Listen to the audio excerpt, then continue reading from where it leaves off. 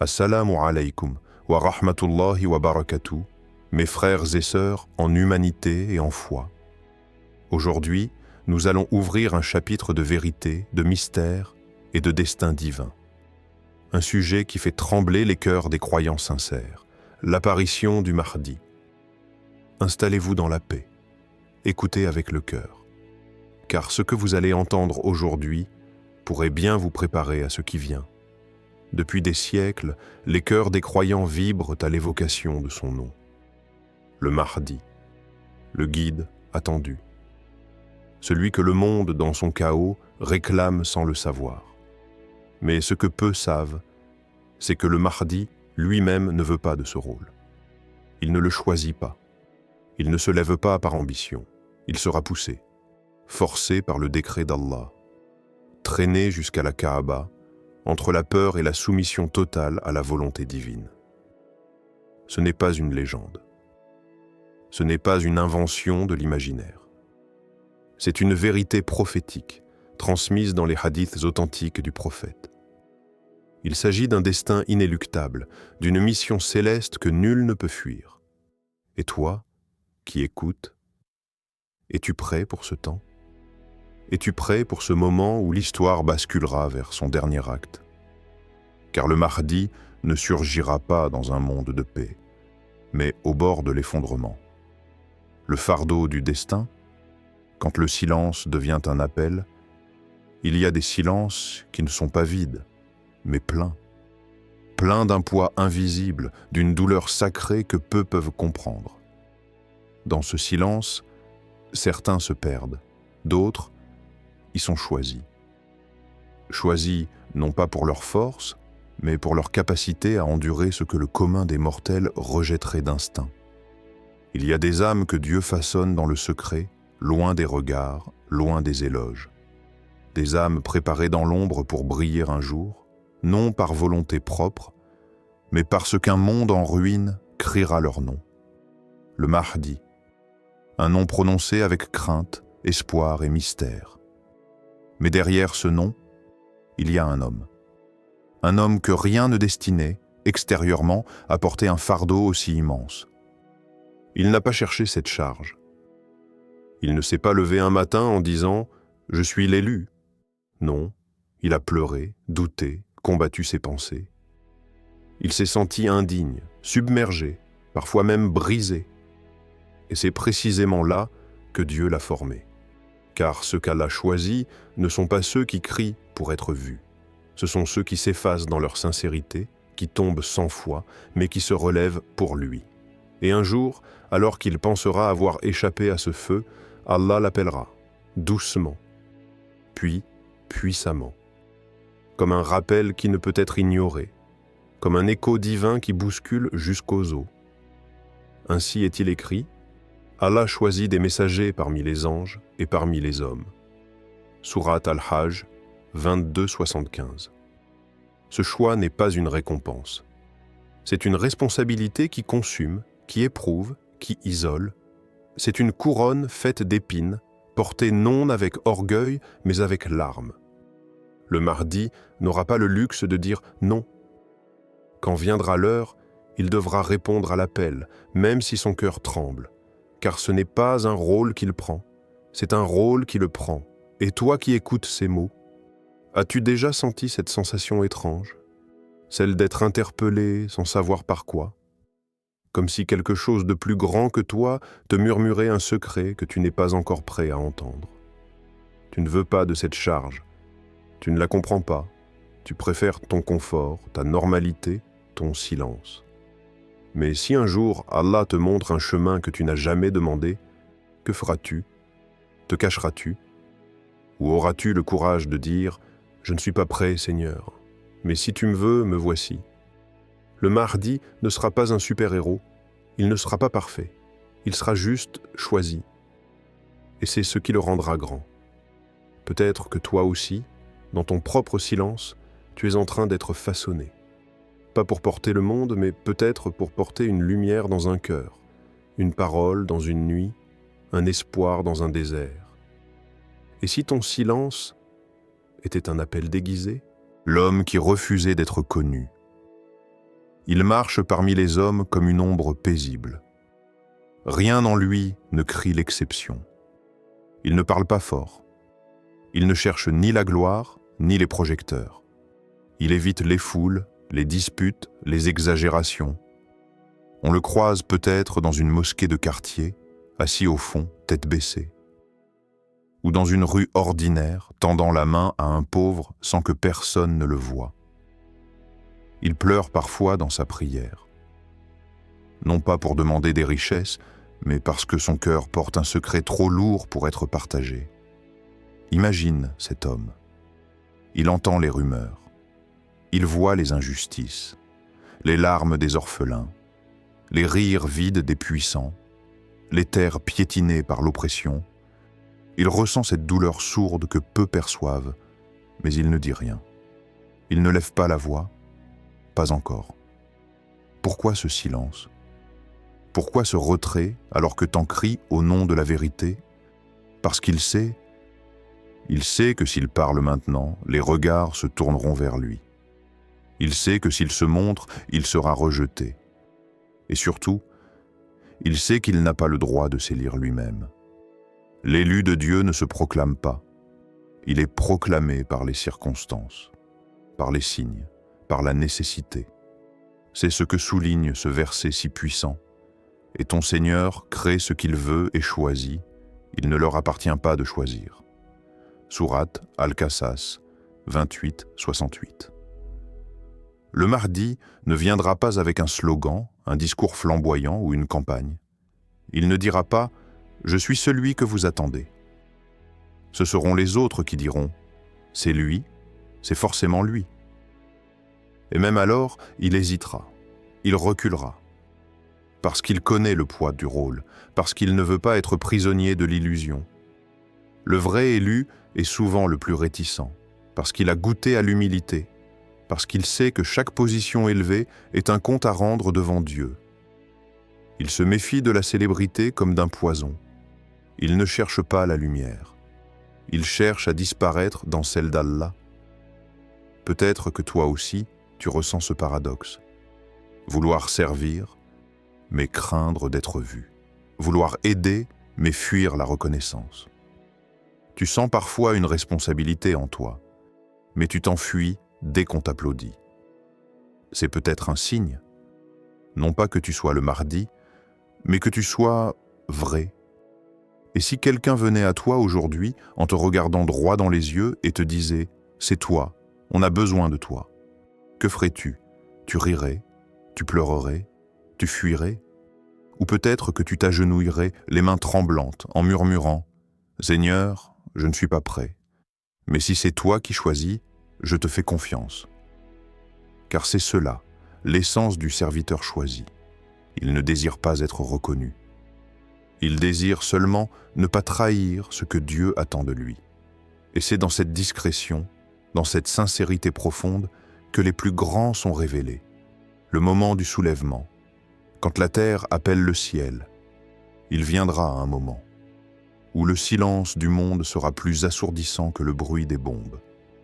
Les rires des tyrans écraseront les plaintes des veuves.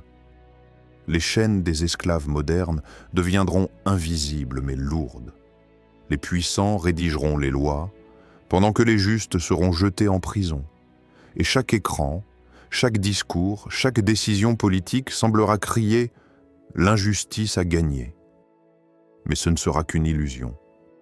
Car à travers les cris étouffés, les larmes cachées, les prosternations nocturnes, une plainte universelle montera. Une invocation sans parole, faite de regards brisés, de cœurs fidèles, d'enfants qui dorment affamés. Cette douleur silencieuse deviendra un cri céleste. Et c'est ce cri qui provoquera le soulèvement. Le Mahdi ne surgira pas d'une ambition personnelle. Il ne se lèvera pas comme un héros d'histoire. Il ne répondra pas à l'appel des médias ou des foules. Il répondra à l'appel de la terre. Un appel si profond, si pur, qu'il transpercera les cieux. Car la souffrance des opprimés, quand elle devient collective et sincère, devient une invocation que les anges eux-mêmes transmettent au trône d'Allah. Et Allah, dans sa justice infinie, répond. mais pas comme nous l'imaginons, pas dans la précipitation humaine, mais dans le timing parfait de sa sagesse. Le Coran le dit avec une force bouleversante. Ne pensez pas qu'Allah est inattentif à ce que font les injustes, il ne fait que leur accorder un délai. Sourate Ibrahim, 14-42. Un délai? Pas un oubli, pas une approbation, juste un temps accordé, pour que tout prenne sens, pour que les masques tombent, pour que le monde réalise qu'aucun système, aucune nation, aucune richesse ne peut effacer l'éclat de la vérité quand elle décide de se lever. Et le Mahdi, lui, se lèvera alors, non pas comme un roi, mais comme un serviteur éveillé.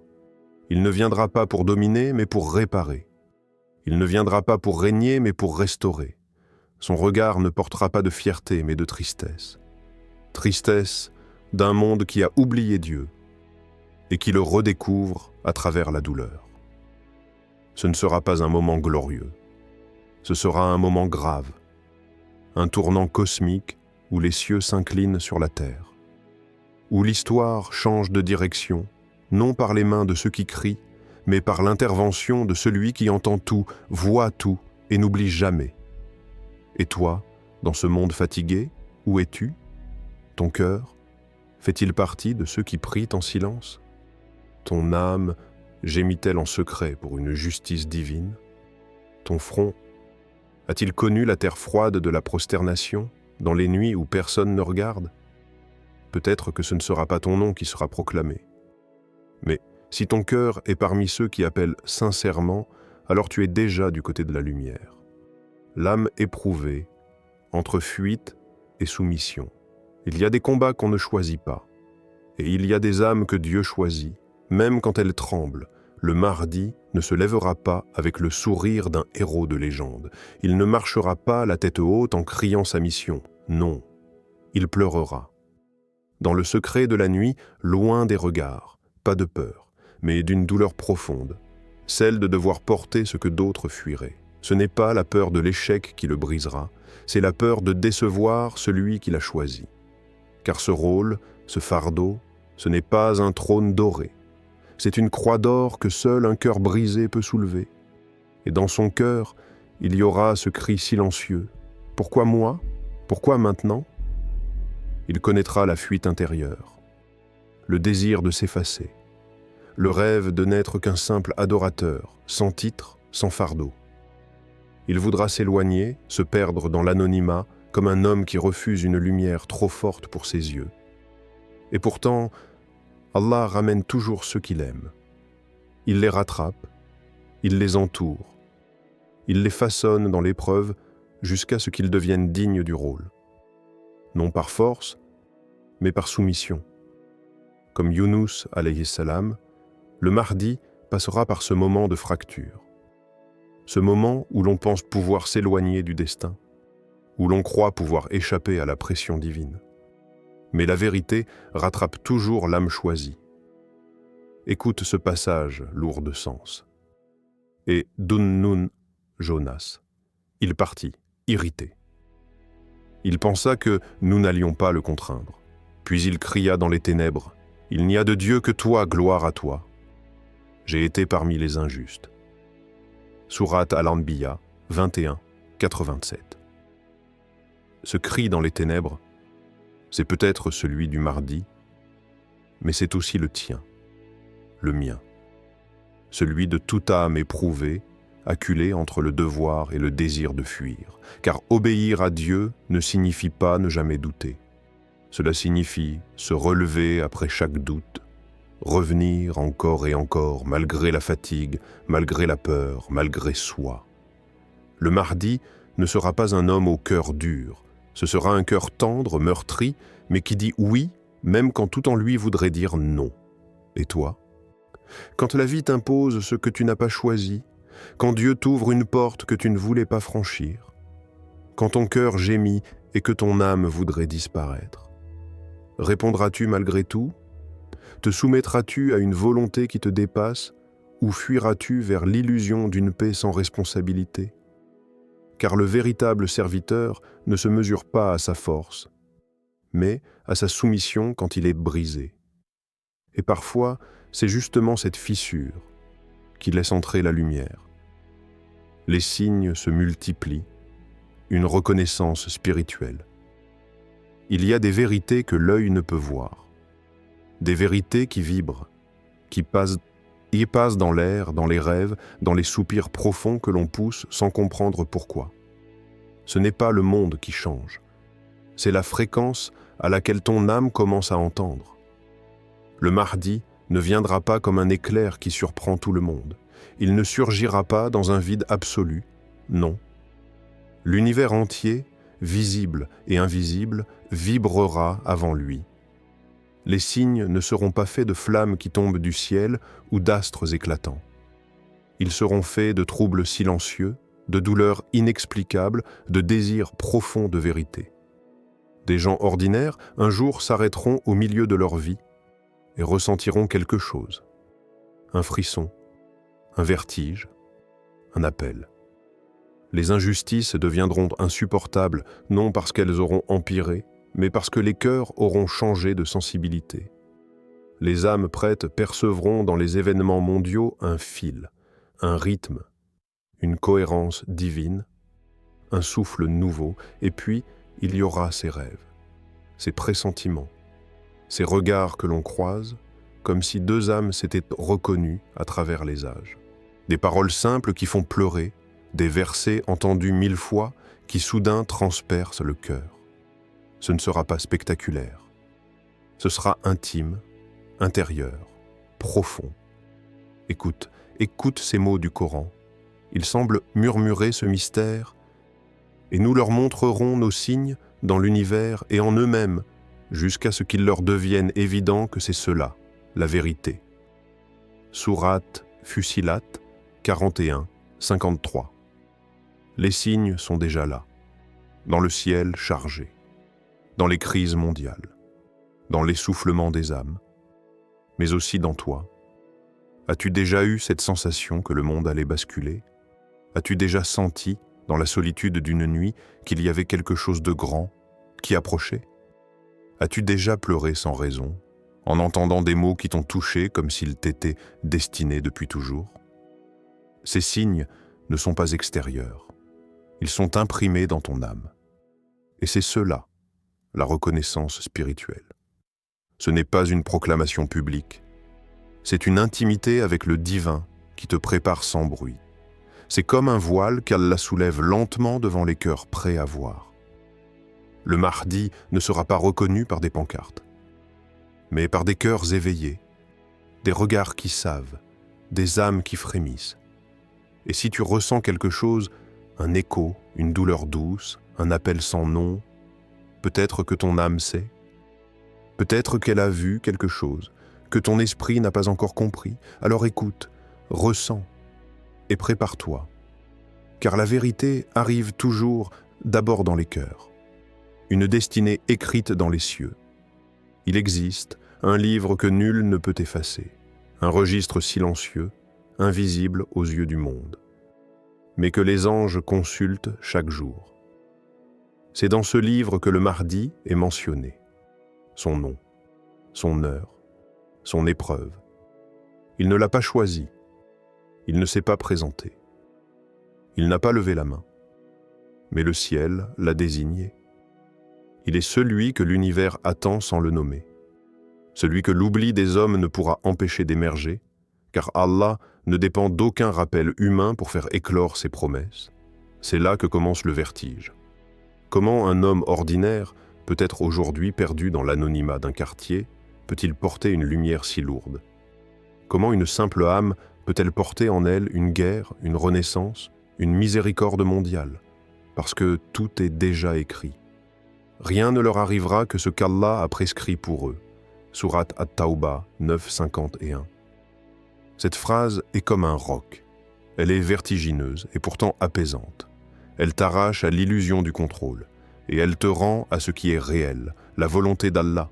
Le Mahdi ne pourra pas échapper à son inscription céleste. Il pourra pleurer, fuir, douter, mais le destin l'attendra toujours au tournant de sa propre vie. Et toi? Toi aussi tu es inscrit, ta naissance, ta douleur, ton amour, ton échec, ton élan vers la prière, ton éloignement, ton retour, chaque pas, chaque souffle, chaque silence. Il y a une trace de toi dans le ciel, et peut-être que tu ne la vois pas, peut-être que tu vis comme si elle n'existait pas, mais elle est là, inaltérable, inévitable. Le Mahdi est celui dont la trace s'illuminera au moment où la nuit semblera infinie. Le monde pensera être abandonné. Les cœurs seront lasses. Et c'est là, dans cette obscurité absolue, que sa lumière jaillira. Pas pour dominer, mais pour restaurer l'équilibre. Pas pour être acclamé, mais pour accomplir l'inscrit. Et toi, dans cette histoire écrite, quelle sera ta ligne? Sera-t-elle une ligne de paix ou une trace d'oubli? Sera-t-elle lumineuse ou effacée par l'égoïsme et la distraction? Souviens-toi, tu ne peux pas choisir ton jour de départ. Mais tu peux choisir la lumière que tu déposes sur ton chemin. Le Mahdi ne choisit pas sa destinée, mais il l'embrassera. Parce qu'il sait que ce que Dieu écrit est toujours ce qu'il y a de meilleur. Et toi, quand ton heure viendra, seras-tu prêt à dire « Ya Allah, j'ai suivi la trace que tu avais gravée pour moi », invocation finale. Pour ceux qui attendent et pour celui qui viendra, il y a des prières que l'on ne crie pas. Des invocations qui se glissent dans les silences, entre deux soupirs, entre deux doutes. Elles ne cherchent pas l'écho, ni les applaudissements. Elles cherchent le trône d'Allah.